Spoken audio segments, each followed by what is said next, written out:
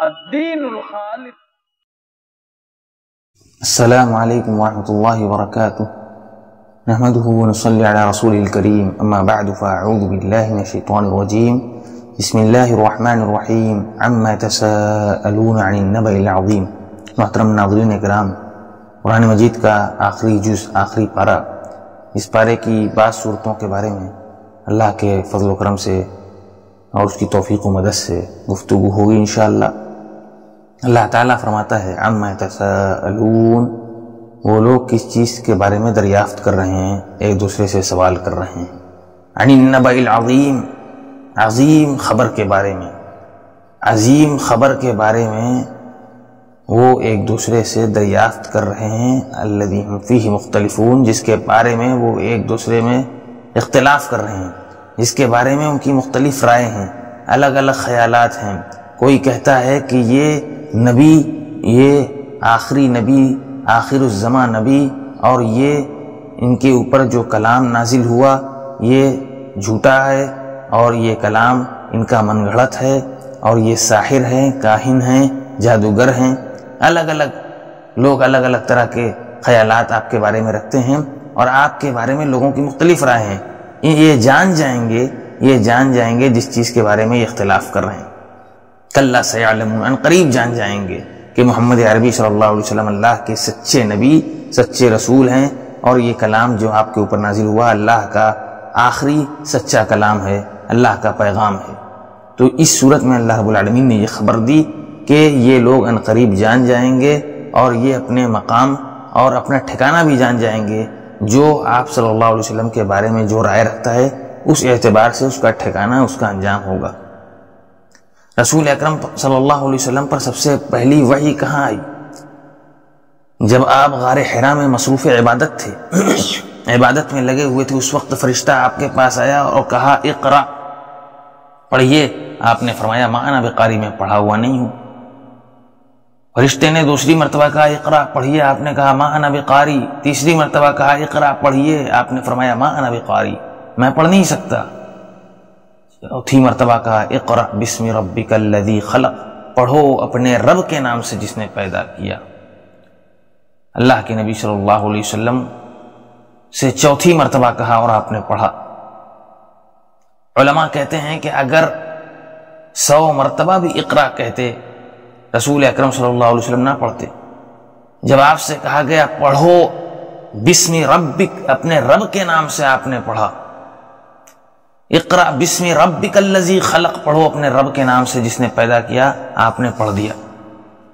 تو رسول اکرم صلی اللہ علیہ وسلم نے رب کے نام سے جب پڑھنے کی بات کہی گئی تو آپ نے پڑھ دیا. اس سے معلوم ہوتا ہے کہ ہمیں جو بھی کام کرنا چاہیے اللہ کے نام سے کرنا چاہیے، اور جو بھی کام کرنا چاہیے اللہ کے لیے کرنا چاہیے. ہمارا پڑھنا اللہ کے نام سے ہو اور ہماری تعلیم اللہ کے لیے ہو. اور اسلام کی سب سے پہلی وحی، سب سے پہلا پیغام، سب سے پہلا اللہ کی جانب سے نازل ہونے والا جو میسج ہے وہ یہ ہے کہ ہم تعلیم حاصل کریں، پڑھیں، اور پڑھیں صرف اور صرف اللہ کے لیے، اور پڑھیں اللہ کے نام سے. اقرا بسم ربک الذی خلق، پڑھو اپنے رب کے نام سے جس نے پیدا کیا. اگر ہماری تعلیم اللہ کے لیے ہو، اللہ کے نام سے ہو، تو ہماری تعلیم ایسی تعلیم ہوگی جو ہمارے لیے دونوں جہاں میں، دنیا اور آخرت میں باعث سرخروئی ہوگی، نجات کا ذریعہ ہوگی. سورت کے آخر میں اللہ تعالیٰ کہتا ہے کلا، ہرگز نہیں، لا تطیعہ، آپ ان کی اطاعت نہ کریں، آپ ان کی اطاعت ہرگز نہ کریں، آپ ان کی اطاعت ہرگز نہ کریں. وسجد، سجدہ ریز ہو جائیں، وقترب، اور اللہ سے قریب ہو جائیں. یہ سجدے کی حالت بندے اور رب کی وہ حالت ہے جس میں بندہ اپنے رب سے سب سے قریب ہوتا ہے. اور سجدے میں بندہ اپنے رب سے اتنا قریب ہوتا ہے کہ وہ اپنے رب سے جو بھی مانگے اللہ تعالیٰ اس کی مانگ پوری کرتا ہے. اور سب سے زیادہ اپنے رب سے قربت کی وہ حالت ہے بندے کی سجدے کی حالت. اور یہ وہ مقام ہے جہاں قرآن مجید کا آخری سجدہ تلاوت ہے. سجدہ تلاوت کے بارے میں غلط فہمی دور کر لینی چاہیے کہ قرآن کریم میں، قرآن مجید میں لوگوں نے سمجھا کہ 14 سجدے ہیں اور وہ 14 ہی سجدے کا اہتمام کرتے ہیں. سجدہ تلاوت انہی 14 سجدوں میں کرتے ہیں، جبکہ قرآن مجید میں کل جمع 15 سجدے ہیں. سجدہ تلاوت. سورہ حج کا سجدہ وہ ایک شمار کرتے ہیں، جبکہ محدثین و مفسرین کا اتفاق ہے کہ سورہ حج میں 2 سجدہ ہے.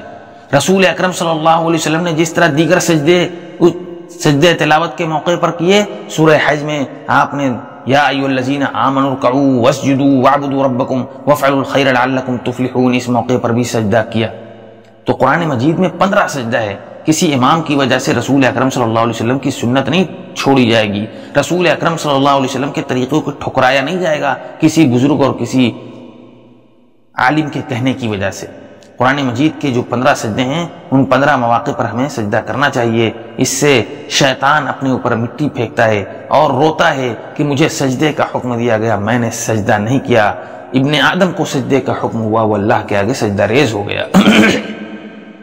اللہ تعالیٰ فرماتا ہے انا انزلناہ فی لیلۃ القدر، قرآن مجید ہم نے اسے لیلۃ القدر میں نازل کیا. لیلۃ القدر رمضان کی ایک مبارک رات، لیلۃ القدر اللہ تعالیٰ نے اس کو لیلۃ المبارک بھی کہا. انا انزلناہ فی لیلۃ مبارکہ، سورہ دخان میں اللہ تعالیٰ کہتا ہے ہم نے قرآن بابرکت رات میں نازل کیا. یہ قدر والی رات ہے، یہ بابرکت رات ہے. وما ادراک ما لیلۃ القدر، آپ کو کیا خبر لیلۃ القدر کیا ہے؟ اللہ نے خبر دیا آپ کو. لیلۃ القدر کا مقام و مرتبہ اللہ نے آپ کو بتلایا. لیلۃ القدر خیر من الف شہر، 1000 مہینوں سے بہتر ہے یہ رات. تنزل الملائکہ والروح، فرشتے اور حضرت جبریل علیہ السلام نازل ہوتے ہیں. باذن ربہم، اپنے رب کے حکم سے، اپنے رب کے حکم کے ساتھ. من کل امر، تمام معاملات، تمام احکام لے کر. سلام ہی حتی مطلع الفجر، سراسر سلامتی والی یہ رات طلوع فجر تک رہتی ہے. تو یہ تحفہ یہ رات کب ملی، کیوں ملی؟ کہ اس موقع پر صحابہ کرام کو جب یہ معلوم ہوا کہ پچھلے قوموں کو عبادت کا بہت موقع ملا، ان کی عمریں بہت لمبی ہوتی تھیں اور ہماری عمر محدود ہے، تو اللہ تعالیٰ نے تحفہ دیا کہ ہمیں ایسی رات دیا جو 1000 راتوں سے بہتر ہے، کہ اس رات کی عبادت اللہ کو 1000 راتوں کی عبادت سے بہتر اور محبوب ہے. اللہ کے نزدیک اس رات کی عبادت اس قدر محبوب ہے کہ پچھلی امتوں کے بالمقابل ہمیں اتنی عظیم رات کا تحفہ دیا. پچھلی امت کے لوگوں کی عمر بہت زیادہ ہوتی تھی، اللہ نے ہماری عمر محدود کر دی تو ہماری عبادت میں برکت دے دی. اس رات کا علم رسول اکرم صلی اللہ علیہ وسلم کو دیا گیا تھا، پھر بھلا دیا گیا، پھر اس کا علم اٹھا لیا گیا. اس میں بھی اللہ کی جانب سے حکمت اور خیر و مصلحت ہے کہ اگر وہ محدود ہو جاتی وہ رات کی فلاں رات، تو بس اسی رات عبادت کرتا اور باقی رات آدمی غفلت برتتا، کوتاہی برتتا. اس لیے آخری عشرے میں رسول اکرم صلی اللہ علیہ وسلم اہتمام کرتے تھے اور بہت زیادہ عبادت کرتے تھے. اذا دخل العشر، جب آخری عشرہ آ جاتا، احیا لیلہ، راتوں کو بیدار رہتے، ایقظ اہلہ، اہل و عیال کو بھی بیدار رکھتے، وشد میزرہ، عبادت کے لیے تیار کمر بستہ ہو جاتے. کان رسول اللہ صلی اللہ علیہ وسلم یجتہد فی العشر الاواخر ما لا یجتہد فی غیرہ، جتنی محنت آخری عشرے میں رمضان کے آخری 10 دنوں میں کرتے تھے اتنی محنت دوسرے دنوں میں نہیں کرتے تھے. تو آخری عشرے میں یہ طاق راتیں ہیں، لیلۃ القدر کی راتیں، قدر والی راتیں، شب قدر کی یہ مبارک اور عظیم راتیں یہ آخری عشرے میں ہیں. ان راتوں میں اللہ کی عبادت کریں، بندگی کریں اور عبادت کے لیے کمر بستہ ہو جائیں، کوتاہی نہ کریں. جسے یہ رات ملی اسے دوبارہ ملے گی کہ نہیں ملے گی اس کا علم نہیں. اس لیے اللہ کے نبی صلی اللہ علیہ وسلم نے دعا سکھلائی کہ اللہ سے توبہ اور استغفار کر لیں. جنہیں یہ رات ملی اللہ تعالیٰ ان کی توبہ قبول کر لے تو وہ سرخرو ہو گیا. اللہم انک عفو تحب العفو فاعف عنی، اللہ تو معاف کرنے والا ہے، معافی کو پسند کرتا ہے، ہمیں معاف کر دے، ہمارے گناہوں کو درگزر فرما دے. تو جو شخص یہ رات پا گیا اس کو بہت بڑی نعمت اور بہت بڑی دولت مل گئی، اور اس نے اللہ کو راضی کر لیا، خوش کر لیا اور اپنی توبہ اور استغفار اللہ رب العالمین سے قبول کرا لی. تو یہ اس کے لیے سرخروئی کا سامان ہے، یہی اس کے لیے حقیقی دولت ہے اور یہی کامیابی کا سودا ہے. رسول اکرم صلی اللہ علیہ وسلم اس رات میں اور آخری عشرے میں پور مکمل طور پر عبادت کے لیے کمر بستہ اور تیار رہتے تھے. نزول کے اعتبار سے سب سے پہلی سورت جس طرح سورہ علق ہے، اسی آخری پارے میں نزول کے اعتبار سے سب سے آخری سورت بھی ہے سورہ نصر. سورہ نصر نزول کے اعتبار سے سب سے آخری سورت. اذا جاء نصر اللہ والفتح، جب اللہ کی مدد اور فتح مل گئی، ورأیت الناس يدخلون فی دین اللہ افواجا، اور آپ نے دیکھا کہ لوگ فوج در فوج اللہ کے دین میں داخل ہو رہے ہیں۔ کہاں؟ صلح حدیبیہ کے موقع پر 1500 مسلمان تھے، فتح مکہ کے موقع پر 10,000 ہو گئے، اور اس طرح یہ جمعیات، صحابہ کرام کی جماعت، مسلمانوں کی جمعیت بڑھتی رہی، فوج در فوج لوگ اسلام میں داخل ہوتے رہے۔ فسبح بحمد ربک واستغفر، آپ نے رب کا پیغام پہنچا دیا، آپ کی ذمہ داری ادا ہو گئی، اپنے رب کی حمد و ثنا بڑائی بیان کریں، اس سے استغفار کریں، انہ کان توابا، یہ آپ کا اللہ رب العالمین کی جانب سے آخری موقع ہے، توبہ اور استغفار کریں۔ حضرت ابن عباس رضی اللہ تعالیٰ عنہ کہتے ہیں کہ عمر رضی اللہ تعالیٰ عنہ مجھے بدر کے بزرگوں کی مجلس میں بیٹھایا کرتے تھے، تو ان میں سے بعض لوگوں کو ناگوار لگا کہ آپ ہمارے ساتھ انہیں بھی داخل کرتے ہیں، ہماری مجلس میں انہیں شریک کرتے ہیں، ہمارے بھی ایسے ہی لڑکے ہیں۔ عمر رضی اللہ تعالیٰ عنہ نے کہا کہ آپ جانتے ہیں کہ ان کا کیا مقام ہے۔ اللہ کے نبی صلی اللہ علیہ وسلم نے ان کے لیے دعا کی، اللہم فقہ الدین وعلم التعویل، اللہم فقہ فی الدین، اے اللہ تو انہیں دین کی سمجھ دے، وعلم التعویل، اور قرآن کا علم دے، قرآن کی تفسیر اور قرآن کی تعویل کا انہیں علم دے۔ قرآن فہمی کا جو علم ابن عباس رضی اللہ تعالیٰ عنہ کے پاس تھا، رسول اکرم صلی اللہ علیہ وسلم کی دعا کی وجہ سے آپ کو ترجمان القرآن کہا جاتا ہے۔ تو انہوں نے کہا کہ آپ جانتے ہیں کہ ابن عباس کا کیا مقام ہے، اور ایک دن جمع کیا لوگوں کو، اور ابن عباس رضی اللہ تعالیٰ عنہ کہتے ہیں کہ میں سمجھتا ہوں کہ اسی لیے جمع کیا تاکہ انہیں دکھلائیں، اور ان لوگوں سے کہا کہ اذا جاء نصر اللہ والفتح، اللہ رب العالمین نے سورت نازل کی، اس کے بارے میں آپ لوگوں کا کیا خیال ہے؟ تو بعض مشائخ بدر کے جو بزرگ صحابہ تھے انہوں نے کہا کہ ہمیں استغفار کا، حمد و ثنا کا حکم دیا گیا ہے، کیونکہ اللہ کی مدد آئی، اللہ کی جانب سے نصرت ملی، فتح ملی، کامیابی ملی۔ اور بعض خاموش رہے، کچھ نہیں بولے۔ عمر رضی اللہ تعالیٰ عنہ نے ابن عباس رضی اللہ تعالیٰ عنہ سے کہا کہ آپ کا کیا خیال ہے؟ انہوں نے کہا نہیں، یہ اللہ کے رسول صلی اللہ علیہ وسلم کی موت کا اعلان ہے، اللہ کی طرف سے یہ موت کا پیغام ہے کہ آپ نے اپنی ذمہ داری ادا کر دی، لوگ دین میں فوج در فوج داخل ہو گئے، اب آپ کا آخری وقت آ گیا، آپ اللہ سے توبہ اور استغفار کریں، یہ آپ کی یہ آپ کی موت کا پیغام ہے۔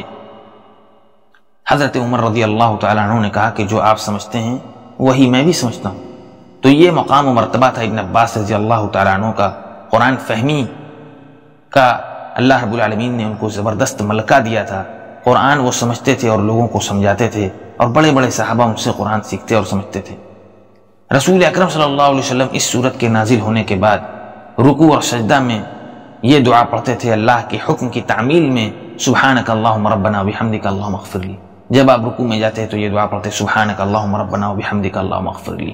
جب سجدے میں جاتے تو یہ دعا پڑھتے سبحانک اللہم ربنا وبحمدک اللہم اغفر لی۔ جب یہ سورت نازل ہو گئی نزول کے اعتبار سے سب سے آخری سورت، تو آپ نے رکوع اور سجدے میں دعا پڑھنا شروع کر دیا، سبحانک اللہم ربنا، اللہ تیری ذات پاک ہے، تو ہمارا رب ہے، وبحمدک، ساری تعریف تیرے لیے، اللہم اغفر لی، اللہ تو ہمیں معاف کر دے۔ رکوع اور سجدہ میں یہ دعا اللہ کے رسول صلی اللہ علیہ وسلم اس سورت کے نازل ہونے کے بعد پڑھتے تھے، اللہ کے حکم کی تعمیل میں توبہ اور استغفار کرتے تھے۔ سورہ اخلاص قرآن مجید کی مختصر سورت، جسے رسول اکرم صلی اللہ علیہ وسلم نے تہائی قرآن، یعنی قرآن مجید کے 3 حصے میں سے ایک حصہ قرار دیا کہ یہ قرآن مجید کا 1/3 قرآن کے برابر ہے۔ یہ ایسی سورت ہے کہ 1/3 قرآن کے برابر ہے یہ سورت، اور رات میں اس سورت کے پڑھنے کی بڑی ترغیب ہے کہ رات کے وقت اس سورت کو پڑھیں، اس سورت کی تلاوت کریں۔ سورہ اخلاص، سورہ توحید، اللہ رب العالمین کی توحید بیان کی گئی ہے اس میں کہ اللہ تنہا ہے، اکیلا ہے، اس کا کوئی ہمسر نہیں ہے، اس کا کوئی شریک و ساجی نہیں ہے، وہ بے نیاز ہے۔ اس کو رات میں پڑھنے کی بڑی ترغیب ہے۔ رسول اکرم صلی اللہ علیہ وسلم کے بعد صحابہ نماز میں ہر رکعت میں دوسری صورتوں کے ساتھ یہ سورت بھی پڑھتے تھے۔ رسول اکرم صلی اللہ علیہ وسلم نے فرمایا کہ اس سورت سے تمہاری محبت تمہیں جنت میں داخل کر دے گی، یقیناً تمہیں اس سورت سے جو محبت ہے وہ تمہیں جنت میں لے جائے گی۔ مشرکین مکہ کے ہاں حسب و نسب کا بڑا اہتمام تھا کہ اس کا باپ کون ہے، اس کا باپ کون ہے، اس کا حسب کیا ہے، نسب کیا ہے۔ انہوں نے رسول اکرم صلی اللہ علیہ وسلم سے کہا کہ اپنے رب کا نسب بیان کرو، اس موقع پر اللہ نے سورت نازل کی قل هو اللہ احد. اے نبی محمد عربی صلی اللہ علیہ وسلم آپ کہہ دیں کہ اللہ ایک ہے. اللہ الصمد، اللہ بے نیاز ہے. لم یلد ولم یولد، نہ وہ جنا نہ جنا گیا. اللہ کو نہ کسی نے پیدا کیا اور نہ اللہ نے کسی کو جنم دیا. اللہ رب العالمین کو کسی نے جنم نہیں دیا اور اللہ نے نہ کسی کو جنم دیا. نہ وہ اللہ کا کوئی باپ ہے اور نہ اللہ ہی کسی کا باپ ہے. وَلَمْ يَكُنْ لَهُ كُفُوًا أَحَدٌ، اور اس کا کوئی ہمسر نہیں ہے. اس کا کوئی ہمسر نہیں ہے. اس کی ذات میں، اس کی صفات میں، اس کے افعال میں اس کے مثل کوئی بھی نہیں ہے، کوئی اس کے برابر نہیں ہے. وہ اکیلا ہے، بے نیاز ہے اور وہ مکمل طور پر قادر ہے. اس کے ہمسر کوئی نہیں ہے، اس کے برابر کوئی نہیں ہے، نہ تو اس کی ذات میں، نہ اس کے صفات میں اور نہ ہی اس کے افعال میں. لیس کمثلہ شیء، اس کے مثل کوئی نہیں ہے. اللہ تعالیٰ قرآن مجید کے سمجھنے اور قرآن مجید کے سمجھانے کے اس سلسلے کو قبول فرمائے. ہماری اس نشست کو ہمارے لیے ذخیرہ آخرت بنا دے اور اس کی برکت سے ہمیں قرآن مجید میں غور و فکر کرنے اور اس کے مطابق زندگی بسر کرنے کی توفیق فرما. اللہ تعالیٰ ہمیں قرآن مجید پڑھنے، سمجھنے، اس میں غور و فکر کرنے اور اس کے مطابق زندگی بسر کرنے کی توفیق عطا فرمائے. آمین. والسلام علیکم ورحمۃ اللہ وبرکاتہ.